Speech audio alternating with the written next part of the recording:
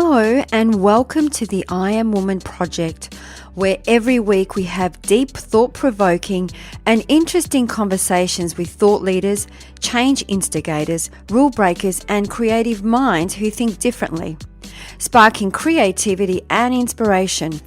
Our special guests on our show cover a variety of topics just for you, and they share their personal stories to inspire, motivate and empower you, our listener. The I Am Woman podcast is produced for your enjoyment, and show notes are found at www.catherineplano.com. Come back often and feel free to add the podcast to your favorite RSS feed or iTunes. All links are in the show notes. Now let's get into the show.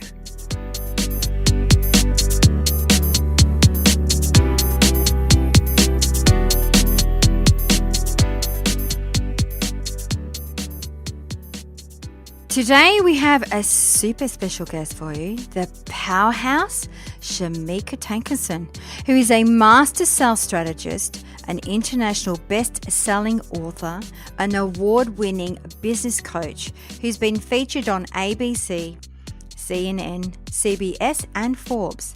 She is the creator of the Authority Selling Method, which is a powerful yet simple framework for having conversations and making offers that serve and sell. Shameca empowers high-performance business leaders all over the globe to bust through fear, boldly acknowledge the massive value they bring to the table, and activate 100% confidence to charge more and sell more without apology. Shameca has been described as the best sales trainer for women on the planet and a money-making badass. Her authority selling method and famous I Serve sales conversation system has changed selling for women in the best possible way. Are you ready to play a much bigger game? And if you are, it's now time to tap into your powerhouse with Shameca. Enjoy.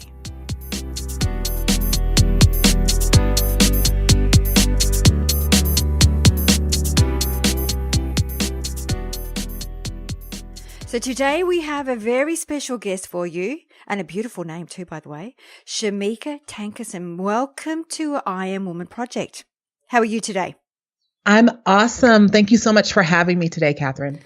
You are most welcome. We were just actually comparing time. So it's 7 a.m. Saturday morning here in Melbourne, and it's in the afternoon at your end of the world. And it's obviously summer too at your end of the world too. Yeah, it's a beautiful day. And when you said it was 7 a.m., I'm thinking I am not a morning person. I barely know my name at 7 a.m. in the morning. So hats off to you for being able to do this right now. Oh, I do. I'm an early bird. I go to bed early though. I go to bed at, I think sometimes even 8:30, 9 o'clock. It just really depends on what I've got on that day. But it's just a habit, I think, now. Now, for our listeners, we were talking about something you did just recently, which actually I was filled with goosebumps and also sheer fear. Talk us through what you just did just recently, something that you faced just recently. I had the amazing pleasure to actually go skydiving this past weekend. And when I tell you that there was this sheer fear and exhilaration at the same time, it was one of the most amazing experiences of my life. But I was actually very, very afraid to do it. I've wanted to skydive for, I would say most of my life. Even as a kid, I would see people jumping out of planes thinking, I'd love to do that. But deep inside, I'd go, no, I could never do that. And so this year, a couple of months ago, I just decided to go for it. And it happened last Friday. Wow. What was going through your mind? Like as you were approaching, ready to jump out of that plane, what were you thinking? So many things. So I think the real fear actually came before I ever even showed up to the location that we were going to jump from. It wasn't about the fact that I was jumping out of the plane. It was what I was playing in my head about what could possibly go wrong. And so I had more fear during those moments than I did actually when it was time to jump out of the plane. And I think the most terrifying moments in the actual skydive was when we left the plane. when you're at the end of the door looking over, I jumped tandem, so I jumped with an instructor. When you're looking over, it's like, okay, this is going to happen. And then he counts 3, 2, and then he goes. And those first 3 seconds, I thought, I'm no longer in the plane. Oh, shoot, this is happening. Yeah. And then something inside of me clicked and said, you got to surrender to this. Like, you're in the moment and you may never do this again. Just enjoy the ride. And that was it. Wow. Isn't it funny that we do that? It's always before the actual any event. Not that I've ever jumped out of a plane, but I know that for me, if I've got a gig where I have to do an event or I'm speaking a keynote or anything like that, it's before I get on stage. It's that story I tell myself before I'm actually on stage. When I'm on stage, I'm okay. But before it's like, what about if I do this? What about if I do that? It's constant. And so what are your tricks to actually, override that story you were telling yourself? Yeah, I absolutely agree with that. I find that the story we tell in our head is actually the thing that makes us most fearful. And I think what happens to most of us or most people is because if that story is strong enough, or if we haven't worked on moving past that fear and that apprehension, what happens is we stop ourselves and we don't move forward because of the story. So the thing that I do, the trick that I have is I practice putting myself in situations where I have to move through fear or move through the unknown or the uncomfortableness of a situation where I don't know the outcome.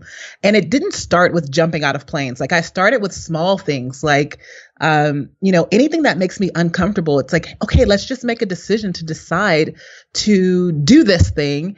And then when you get on the other side, you're like, oh, it wasn't that bad. And the crazy thing about it is I actually created a challenge that allows people to do just that. And so in one of the days, one of the things that I give them to do is to walk into a coffee shop and lay on the floor for 2 minutes. Oh, that's hilarious. This day is a day that illustrates exactly what you're talking about. It illustrates how in our head, I thought when I was going to do this, because I did it along with all of the people who did it with me, who did the challenge with me. I was thinking, I'm going to get arrested. They're going to kick me out. They're going to think I'm crazy. Literally, I'm laying on the floor in a Starbucks of all places, like a very popular coffee shop here in the US. I don't know if you guys have them there. Yeah, we do. Where you are, but I'm laying on the floor in a Starbucks and people are literally stepping over me and not paying me any attention. So all the stories I had in my mind about how people were going to react, what they were going to think about me, none of it happened. It was all stories. Wow, that's super amazing. And I'm just thinking, how can not anyone attend to you lying on the floor, making sure that you're okay, Shameca? That's hilarious. They just walk over you. It's extremely hilarious. One person did check. It was like the manager of the store or someone who was working there just leaned over because my son was videotaping.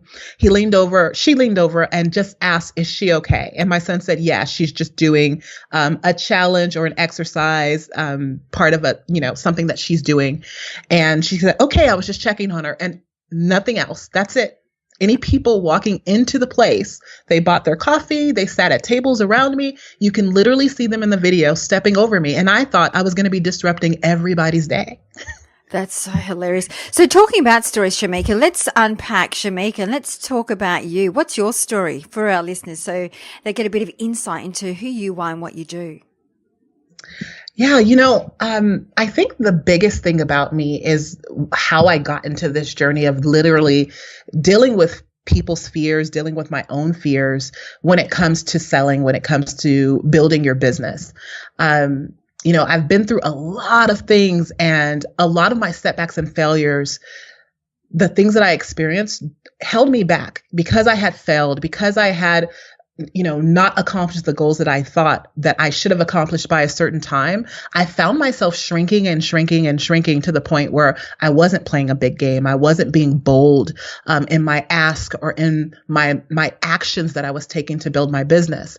And so I recently wrote a book called The Power of Permission: How to Set Fire to Your Fears and Sell More. And that book unpacks this journey that I went on from having a multiple six-figure business to losing it all and finding my way back again to rebuilding my business. And so what I do now today is I work with ambitious powerhouse business owners to help them to crush doubt and activate 100% confidence to sell more and to charge more without apologies. And here's what I've realized over my years of helping women to grow their businesses and to grow their sales is that there's this pattern that I started to notice, and it mirrored my own journey. And that pattern was, no matter how experienced or talented my clients are when they show up to work with me, many of them are resistant to taking those big, bold action steps their businesses need to grow to the level of the vision that they have, the call on their life, the purpose, the legacy they want to leave. And it's all because of one simple, basic, yet incredibly powerful belief. And that belief is this: deep down, somewhere deep inside of them, they didn't think they were good enough. They didn't think they were experienced enough, credentialed enough, popular enough, known enough, whatever. You can insert whatever enoughness thing you might be struggling with there. And so here's what I came to understand is that your beliefs are impacting your courage, your certainty, and your confidence. And they're chipping away at your self-esteem and so much more. And that realization for myself and as well as my clients is what shifted me from simply working on strategy in my clients' businesses to the work I now do around fear, power, and beliefs. It's this, that the core problem has nothing to do with sales strategies and tactics, because showing up powerfully in sales situations does not come from tactics and strategies. It comes from within you. I'd love to sort of hone into that part where you were saying that you got to a place of a six-figure earning, and then you lost everything. What was that between you earning that amount of money to losing everything? What was that created, or what was the habit, or what was that thing that made you lose it all? So the losing of everything, it had to do with the economy and the marketplace. So this was in 2008, 2009, when here in the States, everything basically just fell out. The bottom fell out of everything. And so I found myself, because I had all of my eggs in one basket in my business, really focused on one area of business and nothing else to fall back on, not being able to create the revenue that I wanted to create. And here's what kept me stuck. As everything started to slip away, not being able to find clients, not being able to place clients. I was in the mortgage business, by the way, so that'll kind of give you some insight as to how quickly everything went away. We blew through all of our savings for the pride of trying to, like, we can do this and hold on to everything. And I had retired my husband and he was working in my business. So there was no safety net other than the savings and the money that we had set aside. And so we blew through that. And here's what kept me stuck. What kept me stuck is the pride of not wanting anybody to know that I had lost everything. And so on the outside, I was like, oh yes, I'm going to do this. We're going to rebuild everything. And I'm amazing. And I'm ready for clients. And I'm, just refocusing what I'm doing. But on the inside, I felt like a fraud. I felt like, how am I going to show other people how to build their businesses or how to make sales if I can't do it for myself? And so the inside of me was not feeling worthy to be paid, or not feeling worthy to have clients or accept compensation for the work that I was doing. And that's a common thing that you hear quite often. It's about the self-worth thing that kind of shows up. So what I'm hearing, Shameca, you saying that for all of us that are in business, or for any entrepreneur, that they should have different streams within their business, and not putting, like as you said, putting all your eggs in one basket and one area in the business. Is that an advice or a piece of aha moments that you could share with our listeners? Is that something that, so for example, you were saying that you had everything in one area. Do you do it differently now? Definitely. So it's not so much that I have multiple streams in the sense of what most people think of when they think multiple streams. It's like I have one business over here and I have, this business over there. I'm not gotten to that point yet in my journey necessarily, but having different types of revenue coming in. So leverage revenue, active income coming in, and then passive income coming in, so that it's not all focused in one way where it's just dependent on me making a sale, closing a sale, that kind of thing, or my time tied into it, or one way of working with the clients that I serve.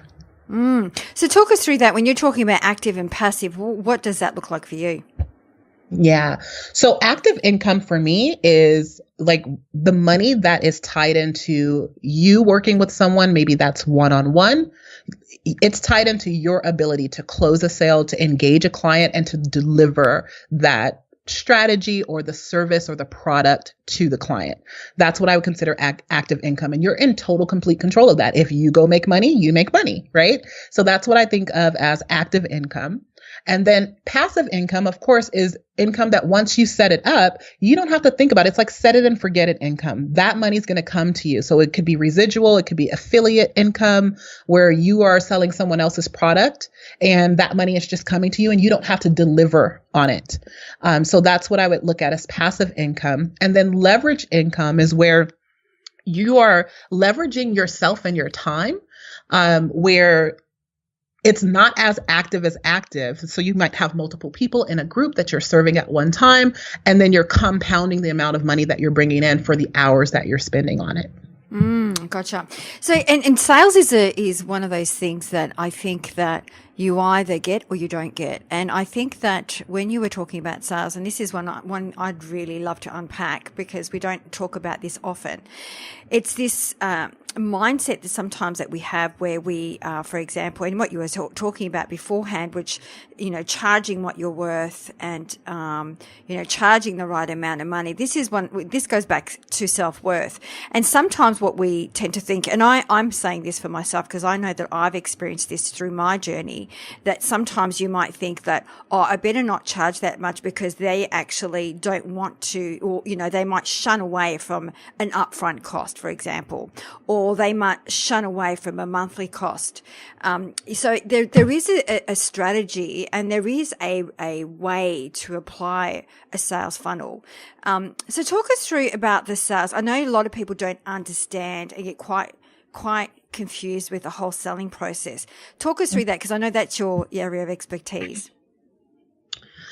So I think the biggest thing that I would like to point out when it comes to sales is that sales is a learned skill. Anyone can learn it, and that skill set is transferable. So once you understand what selling is and how someone makes a buying decision, then you can apply it to your business and it's transferable. I'm not any different from anyone else. Yes, I've had many, many years of sales experience. And so, yes, I have mastered selling to the point where I know I can break it down to the point of a number. I know if I talk to this many people, this is how much money I'm going to make. And eventually you could get there too, but there's some things that you have to understand. And the first thing is that selling is a learned skill. I think there are three major reasons why people struggle with sales.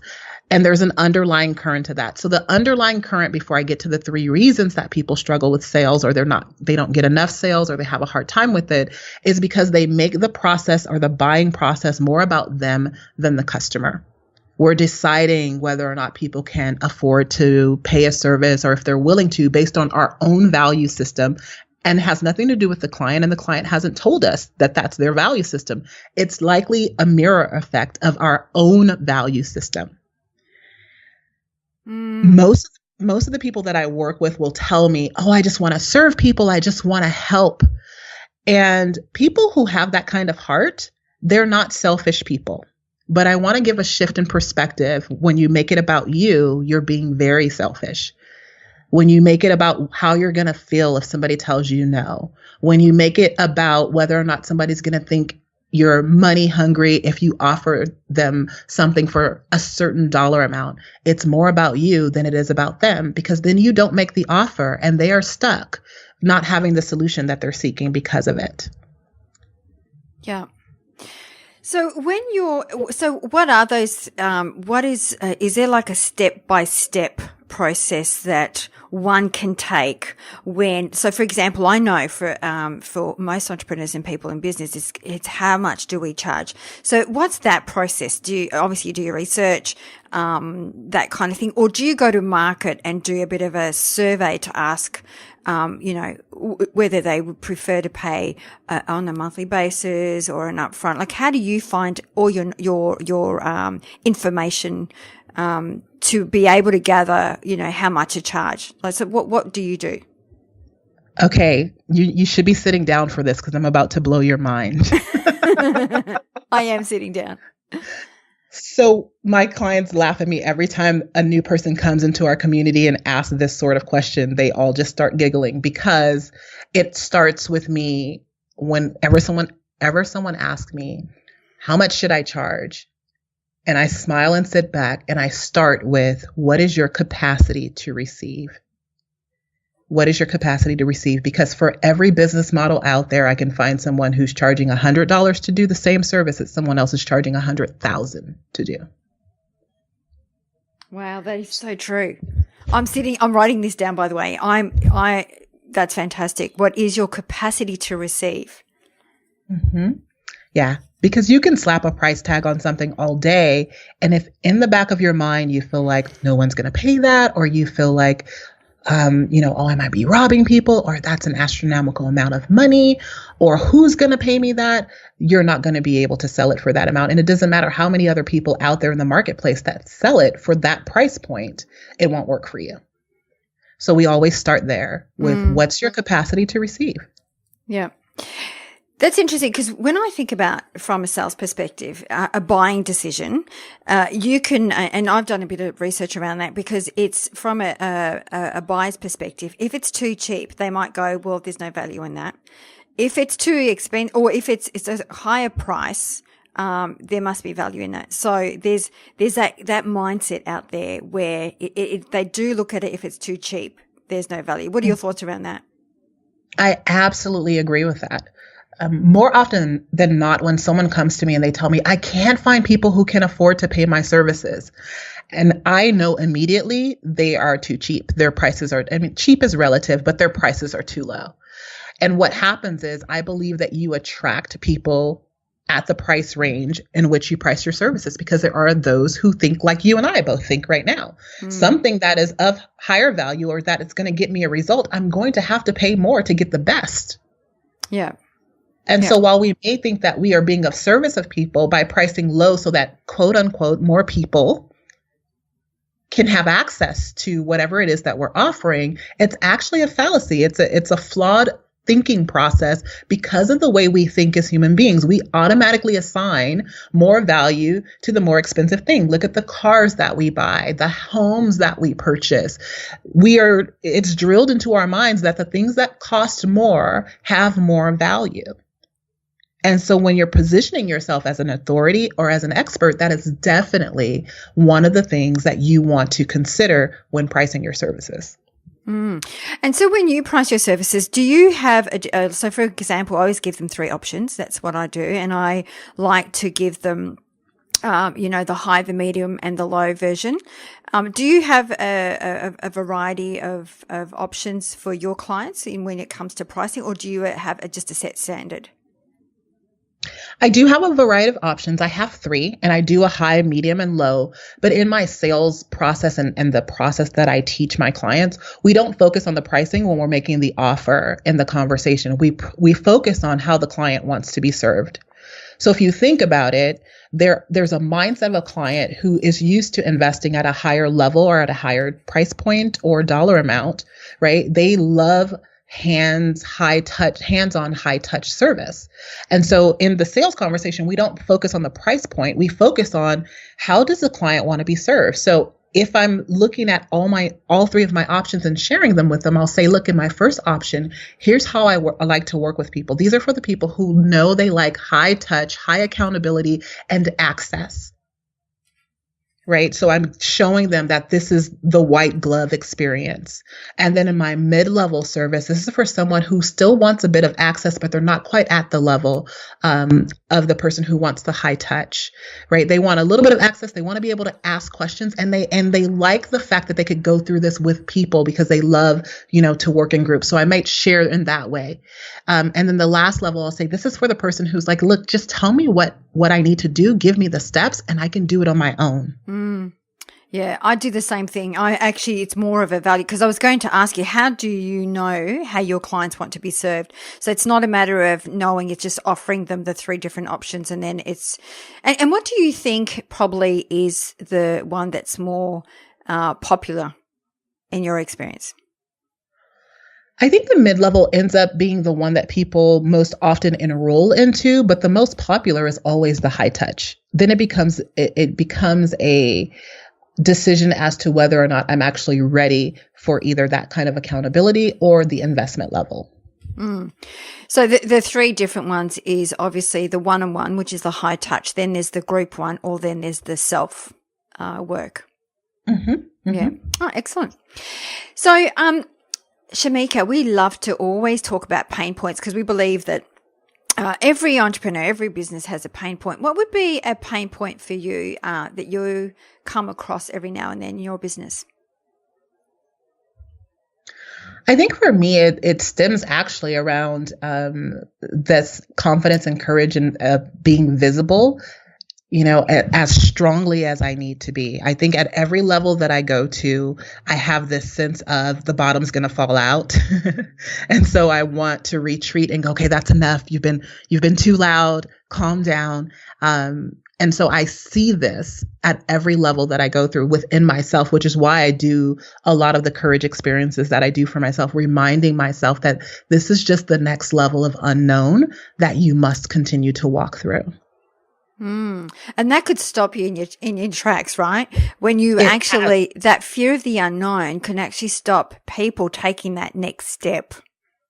Oh, definitely. And it has many, many times. I mean, I grow my business and then everything just go haywire because I thought, oh my gosh, something's going to happen. And then I start to behave in a way where things do start to happen. I stop making sales. I stop being visible, all of those things. And so, can stop you right in your tracks because you're not sure what's on the other side. And in fact, one of the lessons and takeaways from my skydiving adventure this past weekend had to do with that, because I jumped alone. I didn't take a partner. I didn't take anyone with me. I went by myself. And the thought was, I probably should have a support system there, right? And so here's what I realized, that once I said yes and I got there, I still was feeling kind of alone. But when they put me in my group and my cluster, I then got my instructors. I got the people that I was going to be on the plane with, and I had people that had jumped out of the plane before. So an entire team who had already had experience or was on the same journey was waiting on the other side of my yes. And I think when we step into a place of a bigger, bolder decision, whether it's in our life or our business, we're not quite certain what's waiting on the other side for us. We know where we are, and we don't always want to leave that behind. But I believe that most often, everything you need is on the other side of your yes. I love that. I got a visual when you said that. It's true. It's when you get on the other side, it's focusing on the other side and what would that look like, rather than focused on where you are at the present time in that present moment. Mm-hmm. So the other thing, Shameca, what I like to get into is, what do you think the number one reason, and you've experienced this firsthand, what do you think the number one reason, or one of the number one reasons, that most individuals or businesses fail to succeed? I mean, there's different perspectives to look at this from. I mean, I can look at it from a monetary perspective, from an administration type perspective, from statistics. But I really believe it does have something to do with this underlying fear of the unknown, fear of what's coming next. And fear is sneaky. It doesn't mean, oh my gosh, I'm scared to build my business. You can be confident as all get out, but fear shows up in sneaky little ways and sabotages you. So it could be you procrastinating on making a decision or calling back that really big client that reached out to you because you're like, oh my gosh, I can't believe this person wants to work with me. And then you wait and wait and wait. And then in the meantime, they could hire someone else, or now you have competition. So it could be procrastination, all sorts of little things that we do. Buying more courses and getting more training and certification, that's all an undercurrent of fear that keeps us missing opportunities, whether it's clients or visibility opportunities, speaking engagements, all sorts of things, because we allow that fear to hold us back. So true. And fear is false evidence appearing real. It's not real. It's a figment of your imagination. That's what I keep on saying to myself. So when it pops up for me, I'll go, come on, let's go for a dance. We're going to dance through this. Absolutely. One thing I realized that's so amazing when you think about fear is you can't have fear in the present. You don't usually have fear of the present because you're safe, right, in the present. Usually when we have fear, if you think about the exercise we talked about earlier, my thinking about jumping out of the plane, laying on the Starbucks floor, it's because we were looking to the future and imagining what was going to go wrong. Or we look back to the past and think of all the ways that we made mistakes and failed or things blew up in our face in the past. So one of the things that I love to do when you think about fear, because it's not real, right? In the present moment, you're safe, is I tell myself, what do I want to do in this moment? In this moment, I'm safe. There's nothing going wrong in this moment. What decision do I want to make? Love it. So Shameca, I'm curious, what advice would you have given yourself, a younger self, a younger version of Shameca? I think the biggest thing is this, there's no separation between who you are in life and who you are in business. And I think growing up or being younger in business, I thought, okay, let me put my head down. I have these big goals. I want to be a millionaire by the time I'm 40. And so I didn't really live. I literally, even for my degrees, and I have degrees in business. So even with my degrees, I didn't even walk. I didn't celebrate my graduation. I just said, hey, you know what? No problem. Send me my papers. I'm good. I got things to do. Keep going, keep going, keep going. And there was this drive behind it. And I looked up. And I have now grown children. I have one child left at home. And I'm like, wow, where did the time go? Everything that I was doing was to build this life for them. And so I'm recognizing as time has gone on that life and business, they go hand in hand. My life informs my business. There's no separation between who I am as a mom and who I am as a wife and who I am as a businesswoman. I am Shameca, whole and complete. So true. We were just having, I think it was just the other day, interviewing another woman of inspiration, and we were speaking about how in business, how we work through our personal brand and finding our identity. And in reality, it's just you. People buy off you. It's not about your business. It's about, because when you think about it, what is the differentiator here? How many coaches are there? How many, it's you that people connect with. And I think that that's really important with what you just said. It doesn't matter what your environment is, whether you're at home, you're a mother or a business, you're Shameca, and people come to you. Absolutely. 100% agree with that. Yeah. So Shameca, the other thing that we love to ask our women of inspiration is to pick one word that best describes her personal brand. So what would be that one word for you? Definitely powerful. Definitely powerful. Actually, I think that I actually mentioned this to you at the very start when I looked at your website and what you do. I just went, wow, powerhouse, powerful woman. So I absolutely resonate with what you just said. The other thing that we also, as we wrap up the show, love to ask our women of inspiration to pick 3 shiny golden nuggets to leave for our listeners. So what would be those 3 shiny golden nuggets that you would like to leave for our listeners today? When I was going through my downtime, where I had lost everything, I remember having this moment. And actually, I'll just be completely transparent and honest. I was actually sitting in the welfare office. That's the point that this had gotten to. And I thought, how did I get here? How did a multiple six-figure earner with multiple degrees, how am I here? And it was one of the most humbling and embarrassing moments of my life. A lot of shame around that moment. But I remember sitting there and audibly hear a voice tell me that you can do this, get up and fight. And so that day, there's 3 permissions that I wrote myself, and I want to share them with you. And let's just let those be the nuggets. And the first permission slip was permission to trust my value. Permission to trust my value. And I want you to think about if I took $100 bill and I ripped it a little bit and stomped on it and dragged it around on the ground, how much would that $100 bill be worth? Still $100, Yep. right? So it doesn't matter what you go through, how many setbacks, disappointments, failures that you have, the value that you bring to the table is still the value that you bring to the table, and no one can take that away from you. So that's number 1. Number 2 is permission to own your expert status, to own your authority and your expert status. So yes, I had built a business and lost everything. And I think we're in those moments of failure. When we're in those moments of failure, we forget the success that we've had. And so, sometimes we have to declare, like, this is who I am. Here's my authority. Yes, I'm an expert at this, but we're afraid to step out and say that because we don't want to look pompous and we don't want to look arrogant. But how are people going to know that you are the best of the best at what you do if you don't share that with them? And so I like to anchor in the story of one of the greatest boxers of all time. We can call him the greatest boxer of all time. And I'll ask you if you know who that is. Who's the greatest boxer of all time? Muhammad.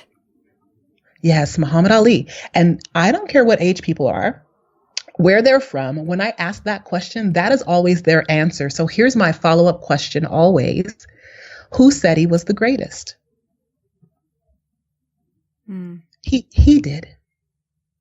He said he was the greatest. We didn't name him the greatest. He did. And in fact, he's quoted as saying, I said I was the greatest before I ever knew I was. And so that expert status and that authority that we're claiming in our marketplace, it starts from within us. If we don't believe, nobody will. So permission to own my expert status was the second permission slip I gave myself. And the last one was to stop hiding in plain sight and sell more. Stop worrying about being slimy and sleazy because I can't help or support anyone until they hire me. When they hire me, then the relationship happens and transformation can happen. So I'm not afraid of selling. I'm not afraid of offering to people because I know that that is the bridge from the gap of where they are to where they want to be. Wow, Shameca, I love them all. I love the analogy about the $100 bill. That is so true. And Muhammad Ali, that's so true. He actually quoted that himself. I'd like to ask you about selling. What is the process? So I know, for example, many moons ago when I started, I was doing cold calling. Then I sent out letters. Then I tried all these different approaches. What approach do you recommend, or what approach works for you? Are we talking like having a conversation with someone to sell or like lead generation? So whether it's, do you have conversations? I mean, everyone does it in a different way. Some people go through social media. Some people do cold calling and try to get in front of an individual to have a face-to-face conversation. Some people will send out emails or letters as a soft approach and then give them a call. So what would be a best approach? Because I know that you do a lot of the selling stuff, and I think that that's one of the things that people always get stuck on. What's the best approach? Yeah, so I want to definitely point out something. I think people mistake marketing and sales for the same thing, and they're not. So marketing is when you're saying, hey, here's who I am and I could help you, and you're generating your leads. So that's your lead generation of who am I going to talk to? Who am I going to sell to? And selling is the process by which you help someone make that buying decision. And so, and I truly believe that your marketing can inform your selling so that the way that my marketing is now set up, when someone gets on a phone with me, and I do sell on the phone through conversation most often, when they get on the phone with me, they're pretty much already sold. We're just talking to each other. They're ready to buy. So that's a powerful process of making sure that your marketing primes people and answers many objections that they would have before they ever make that connection for the buying decision, whether that's you sending them to a landing page or you shooting them an email and making an offer, or them getting on the phone with you, or you making an offer from speaking. There's things that you want to do ahead of time to set people up so that they've already had their objections answered. They already see your credibility and see that you're an authority, and they are ready. They just want to know how. So you obviously make yourself available to have those conversations, phone calls, or whatever that may be. I do. It's an entire system that's set up where people basically put themselves on my calendar. So my focus is I'm doing my education, my content marketing. So I do live streaming. I have emails set up. I speak. I think speaking is one of the most powerful ways that you can create sales and grow your business. So those are the things that I do on the front end. And all of those things always lead people to connecting with me somehow for a conversation. So they're doing it on their own. So I know they already want what I have, or they need what I have because they've raised their hands and said so. Love it. Shameca, I can't thank you enough for coming on the show. It's been a pleasure and very insightful, can I say? I've actually been writing notes as we speak. So for our listeners, what's the best place to find you? So my best hangout spot in the world is Facebook. So you can find me on Facebook just under my name. I have an amazing Facebook group that I've put together where I'm training for free. We're hanging out and supporting each other, all focused on sales. So inside of that group, people are screaming to the tops of their lungs, like, I made a sale today, and everybody's cheering them on. It's called the Dare to Go Get It Tribe. And the way that you get there, quite simply, just use this URL. It is powerplayerslive.com. So that's how you can connect with me there. If you just want to follow me, see what I have going on, listen in on some of my trainings.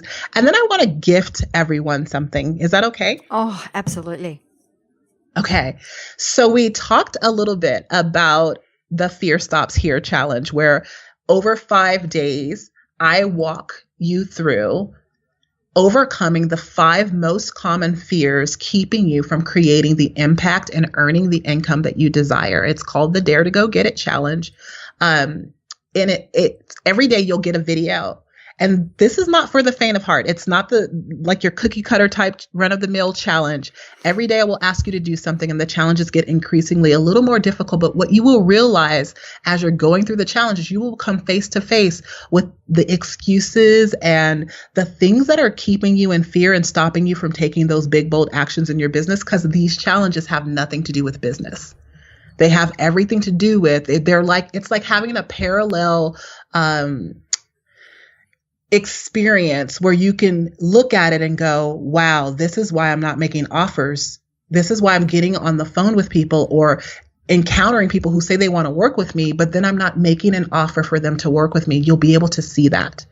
And the way that you access that challenge is I've put together a short link. It's bit.ly/go get it challenge.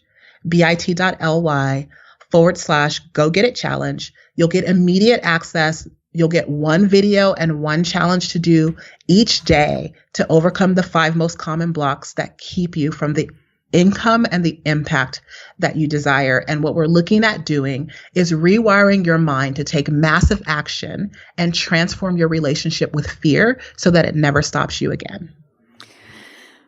Wow, I love that. I'm sitting here going, I would love to do that. But then there's this little voice in my head going, lying on the floor in Starbucks. I don't think so. But that's exactly what you're talking about. It's ignoring that little inner voice and just go and do it. Yes, definitely. So, Shameca, you talked about the 5 common fears. What are the most 5 common fears before we wrap up? So we look at the first one is fear of being seen. It's this thing around visibility, people really seeing you for who you are in completion and in totality. And so it will stop you from doing things like speaking, doing live streaming, showing up really powerful in your business so that people know that you're in business. You're like not hiding in plain sight. The other one is fear of rejection. So that's a huge one. So we do a challenge around that. I won't tell you what it is because I don't want you to talk yourself out of it. So fear of rejection, fear of judgment or criticism is another one. Fear of charging way too much. And the other one is fear of failure. So those are the top 5. Wow, I can relate to a lot of those. Absolutely. Look, Shameca, thank you so much for your time and energy. It's been a pleasure having you on the show, and I look forward to doing some more work with you. Awesome. Thank you so much for having me. This has been a lot of fun. It has been. Thank you.